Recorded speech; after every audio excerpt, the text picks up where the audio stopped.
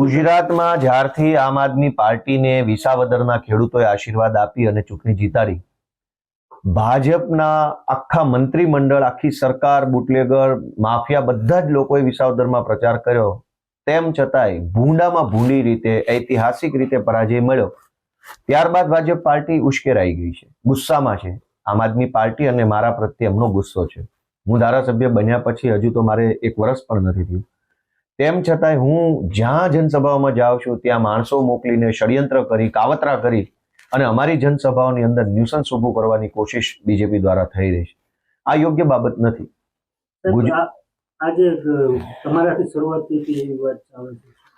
મારી શરૂઆત તો સત્તાને પ્રશ્ન પૂછવાથી હતી.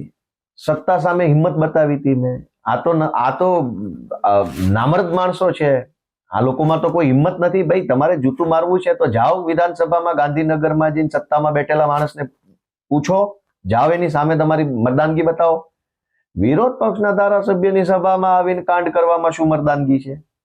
આ તો કાયર માણસોના કામ છે. ભાઈ, ગોપાલ ઇટાલિયાનું ઉદાહરણ લેતા હો તો ગોપાલ ઇટાલિયાએ સત્તામાં બેઠેલા ખાનખાના લોકોની સામે અવાજ ઉઠાવવાની હિંમત કરી છે. હિંમત એવી તો જાઓ વિધાનસભામાં, જાઓ ગાંધીનગર અને કરો તમારે જે કરવું હોય. અમારી સામે વિરોધ કરીને હું ગુજરાતની જનતાનો ફાયદો છે? અમે તો પોતે જ વિરોધ પક્ષ છીએ. વિરોધ કરવાની જવાબદારી જ અમારી છે. હવે અમારી સામે વિરોધ પાછો, આ તો હાસ્યાસ્પદ કેવું કે દુર્ભાગ્યપૂર્ણ કેવું? આવી ઘટના 1 થી 2 વાર બની છે. આવી ઘટના 5-6 વખત બની. મારા ઉપર 4 વખત બની, ઈશુદાનભાઈની સભામાં બની, પ્રવીણ રામની સભામાં બની, રાજુ કરપડાની સભામાં બની. અમારી આખી પાર્ટીની જ્યાં સભા થાય ત્યાં આવી ઘટના બને છે. એનો અર્થ એ થયો કે 30 વર્ષથી ભાજપ પૂર્ણ બહુમતીની સત્તામાં છે, પણ છતાં એણે અમારી જેવા નાના માણસોનો વિરોધ કરવો પડે છે. તો આ સરકાર કેટલી કાયર સરકાર છે, એનું મનોબળ કેટલું તૂટી ગયું છે વિસાવદરની ચૂંટણી પછી. ફરિયાદ તો પોલીસની જવાબદારી છે. કોઈ માણસ દારૂ પીને સભામાં આવે તો એની ફરિયાદ કોણ કરે? પોલીસની જવાબદારી છે દારૂ પીધેલાની ફરિયાદ કરવાની. છરા ખિસ્સામાં લઈને ફરે છે, એની ફરિયાદ કોણ કરે? સામાન્ય માણસ તો હેલ્મેટ ના પહેરે તોય ફરિયાદ થઈ જાય. તો છરો લઈને દારૂ પીને એક જાહેર સભાની અંદર બખેડો કરવા આવે, એની ફરિયાદ કોણ કરશે? પોલીસની જવાબદારી છે બખેડો કરનારને રોકવાની.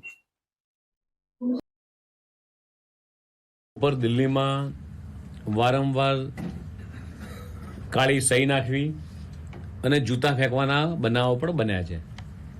જ્યારે પોલીસ તપાસ થઈ અને ત્યારે જે જૂતા ફેંકવાવાળા અથવા સહી નાખવાવાળા પકડાયા, એના કનેક્શન દૂર દૂર સુધી અન્ય કોઈ પાર્ટી સાથે નહોતા. એ કનેક્શન માત્ર ને માત્ર આપના કાર્યકર્તાઓ માટે ઉપર હતા.